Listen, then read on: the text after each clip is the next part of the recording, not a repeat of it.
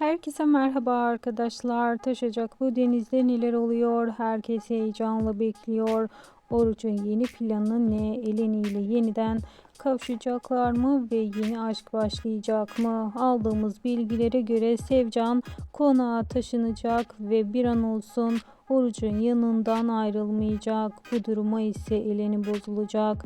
Eleni'nin vurulma iddiaları da var. Kesin bilgi almadığımız için şimdilik sizlerle paylaşmadık. Eleni'nin vurma haberini ise kesinleştirip sizlere ileteceğiz. Taşacak bu denizle ilgili yeni haber ve bilgiler bir sonraki videomuzda da sizlerle olacak. Bunun için kanalımı takipte kalmayı, bildirim zilini açık tutmayı unutmayın. Hoşça kalın.